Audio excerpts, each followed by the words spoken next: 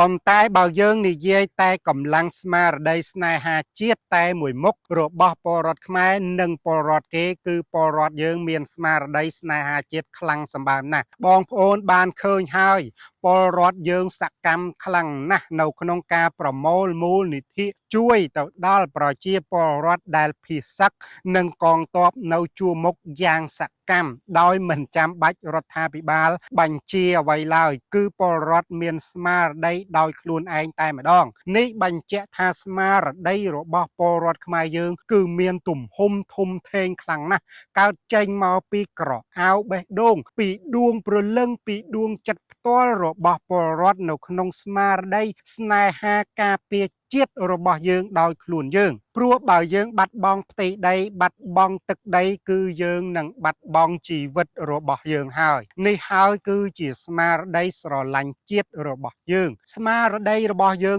ធំជាងស្មារតីរបស់គេដូច្នេះយើងមានប្រៀបឈ្នះគេមួយកម្រិតទៅហើយក៏ប៉ុន្តែដើម្បីឲ្យស្មារតីស្នេហាជាតិនេះកាន់តែខ្លាំងកាន់តែរឹងមាំកាន់តែឈ្នះទៅលើសត្រូវឈ្លានពានរបស់យើងគឺយើងត្រូវតែរំលឹកខ្លួនយើងរំលឹកហើយរំលឹកទៀតរំលឹកហើយរំលឹកទៀតថាបើសិនជាយើងបាត់បង់ទឹកដីបាត់បង់ប្រទេសជាតិយើងនឹងបាត់បង់ជីវិតយើងនឹងជួបនៅគ្រោះមហន្តរាយយើងនឹងក្លាយទៅជាទាសករក្បាលរបស់យើងនឹងត្រូវបានគេកាត់យកទៅដាក់គោធ្វើជាពំនូកជាក់ជាមិនខានឡើយ